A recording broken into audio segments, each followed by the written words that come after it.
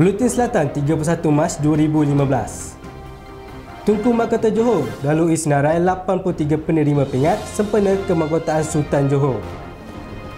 UTM, BMW meterai MOU pembangunan akademik dan industri. Badan khas urus pengambilan pekerja asing bakal diwujud. Bomber selamatkan kanak-kanak terjulus kaki ke dalam lubang tandas. Dan akhir sekali, kejatuhan nilai ringgit tidak jejas kos pelajar tajaan luar negara. Assalamualaikum dan salam sejahtera. Tunku Mahkota Johor Tunku Ismail Sultan Ibrahim, putera sulung Sultan Johor mendahului senarai 83 penerima darjah dan pingat sempena kemahkotaan Sultan Johor Sultan Ibrahim Almarhum Sultan Iskandar Isnin lepas.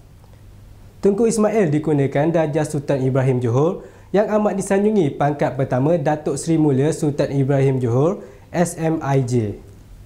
Turut menerima SMIJ ialah Tunku Temenggung Johor, Tunku Idris Sultan Ibrahim, Bonda Sultan Johor Encik Besar Haja Kalsum Abdullah, Tunku Tun Aminah Sultan Ibrahim, Tunku Laksmana Johor, Tunku Abdul Jalil Sultan Ibrahim, Tunku Panglima Johor, Tunku Abdul Rahman Sultan Ibrahim dan Tunku Putera Johor, Tunku Abu Bakar Sultan Ibrahim.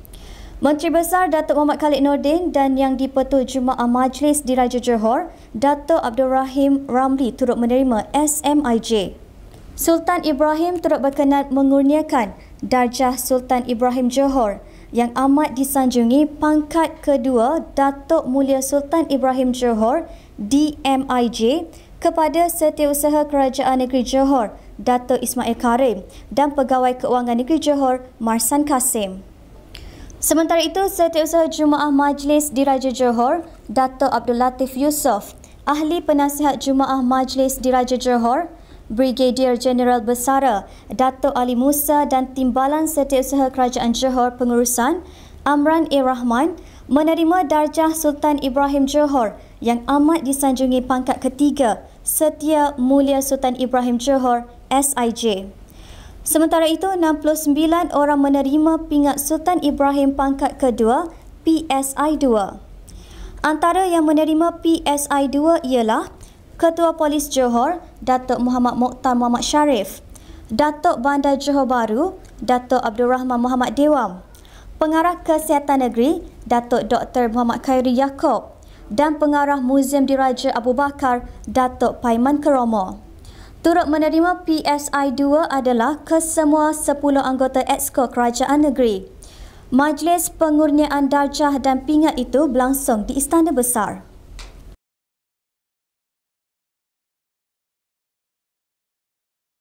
Universiti Teknologi Malaysia UTM menjalinkan kerjasama dengan BMW Asia Technology Centre Tanjung Pelepas yang bakal memberi peluang kepada warga UTM menjalani kursus berkaitan logistik dan pengurusan rantaian bekalan. Majlis mendandatangani Memorandum Persefahaman MOU kedua-dua pihak diadakan semalam di Dewan Chancellery Universiti Teknologi Malaysia, Johor Bahru. Kerjasama yang dimeterai kedua-dua pihak akan dijalankan selama 3 tahun. Pihak BMW Group Malaysia diwakili oleh Pengarah Urusan dan Ketua Pegawai Eksekutifnya, Alan Haris, manakala pihak UTM diwakili oleh Timbalan Naib Chancellor Akademik dan Antarabangsa, Profesor Dr. Ros Alinda Alias. Sementara itu, Alan Haris memberitahu Johor yang menyumbang sebanyak 20% penjualan syarikat ketiga terbesar selepas Lembah Kelang dan Pulau Pinang kini menjadi tumpuan sejajar usaha memperhebatkan jualan syarikat di negeri ini. Alan Haris turut menyatakan BMW Group Malaysia menjangkakan penjualan kereta keluaran syarikat tidak akan terjejas dan mampu menunjukkan pertumbuhan positif biarpun selepas pelaksanaan cukai barang dan perkhidmatan GST April ini. Sementara itu, kerancakan pembangunan di negeri ini terutama di Iskandar Malaysia selain di Pengerang menerusi projek Kompleks Petroleum Bersepadu Pengerang PIPC diyakini menyumbang kepada pertumbuhan BMW Group Malaysia di negeri Johor. Majlis Daerah Tangkar MDT mengeluarkan notis terhadap 14 majikan yang menyediakan asrama bagi 369 pekerja asing di Taman Rivera, Tanjung Agas kerana tidak menjaga kebersihan. Yang di-Pertua MDT Muhammad Masni Wakiman berkata, Notis itu dikeluarkan selepas pemeriksaan dibuat ke atas premis pejabat yang disewakan menjadi asrama kepada pekerja asing dari Nepal, Bangladesh, Myanmar dan Pakistan. Memetik laporan utusan online katanya, tahap kebersihan di asrama itu kurang memuaskan, terutama banyak ampaian tergantung di luar tingkap sehingga mencacatkan pemandangan kawasan itu yang berhampiran Sungai Muar. Beliau berkata demikian selepas operasi berkenaan. Operasi itu adalah yang kedua dilakukan selepas di kawasan perindustrian Tangkak tahun lalu, melibatkan Jabatan Immigration, Polis, Pejabat Kesihatan Daerah, Tenaga Nasional Berhad dan SWM Environment Sdn Berhad SWM. Katanya langkah itu merupakan usaha MDT meningkatkan kebersihan di daerah ini dan majikan perlu memainkan peranan dengan menerangkan kepada pekerja masing-masing tentang peraturan di negara ini termasuk aspek penjagaan kebersihan dan tidak melakukan aktiviti jenayah. Beliau berkata penerangan tentang pengurusan sampah sarap turut diberikan dan MDT akan menyediakan lebih banyak tong sampah di kawasan asrama mereka. Persidangan Dewan Rakyat diberitahu bahawa kerajaan akan mewujudkan badan khas bagi mengurus pengambilan pekerja asing. Menteri Dalam Negeri Datuk Seri Ahmad Zahid Hamidi berkata, penubuhan badan itu yang telah diputuskan Kabinet akan berfungsi untuk mengkoordinasi semua proses pengambilan dan pendaftaran serta pemantauan dan penguatkuasaan pekerja asing. Beliau berkata ketika ini urusan pengambilan pekerja asing melibatkan 11 kementerian dan agensi berlainan. Katanya setakat ini terdapat 2.05 juta pekerja asing di Malaysia. 1.9 juta daripadanya adalah pekerja tidak mahir, manakala 150,000 lagi adalah pekerja mahir. Menurut beliau, pekerja asing dibawa masuk sebagai buruh dalam sektor pembinaan, perkilangan, perkhidmatan, perladangan, pertanian dan juga sebagai pembantu rumah.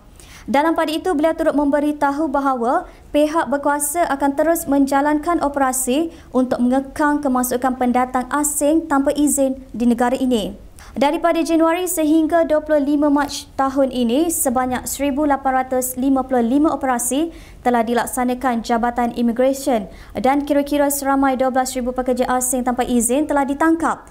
Manakala 134 majikan ditahan kerana kesalahan mengambil pekerja asing tanpa izin.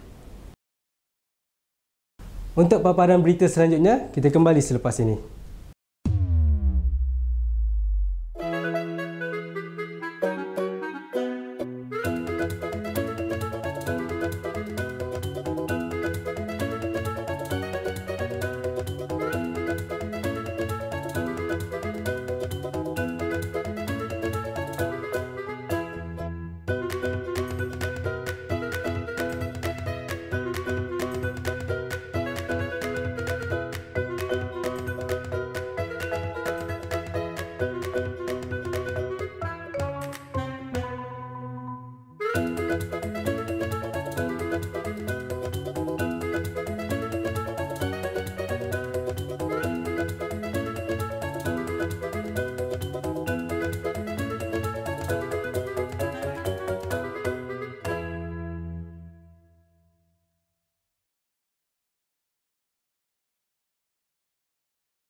Kembali semula. Kerajaan Negeri Johor menafikan pihaknya ada membuat perancangan untuk menguatkuasakan undang-undang baharu berkaitan tata cara pemakaian khususnya bagi golongan wanita di negeri ini. Setiausaha Kerajaan Negeri Datuk Ismail Karim berkata, berita tersebut adalah palsu dan tidak pernah dibincangkan dalam mana-mana mesyuarat sebelum ini. Antara kandungannya termasuklah wanita yang mendedahkan aurat seperti tidak memakai tudung boleh dikenakan denda sebanyak RM80. Membonceng lelaki dan wanita, RM100 bagi wanita dan RM80 bagi lelaki.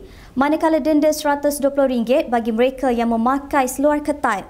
Kenyataan itu juga menyatakan premis perniagaan perlu menutup operasi mereka selama 2 jam bermula pukul 12.30 tengah hari pada setiap hari Jumaat bagi memberi laluan kepada pekerja Muslim menunaikan solat Jumaat.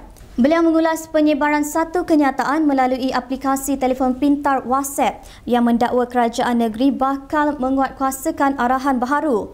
Beliau turut mengingatkan agar masyarakat tidak cepat terpedaya dengan pelbagai maklumat tidak benar yang semakin kerap dikesan penyebarannya khususnya melalui media sosial. Seorang kanak-kanak lelaki berusia 8 tahun terpaksa menahan kesakitan lebih 2 jam selepas kaki kanannya terjelus ke dalam lubang tandas di rumahnya di Kampung Selong Jaya, Skudai.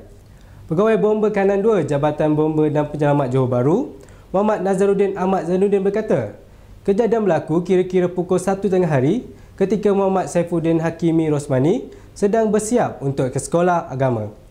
Beliau berkata bomba menerima panggilan kecemasan daripada bapa mangsa pada pukul 2.32 petang. Seorang pegawai dan 9 anggota bomba termasuk 3 anggota Perkhidmatan Penyelamatan dan Perawatan Kecemasan EMRS tiba di tempat kejadian setengah jam kemudian.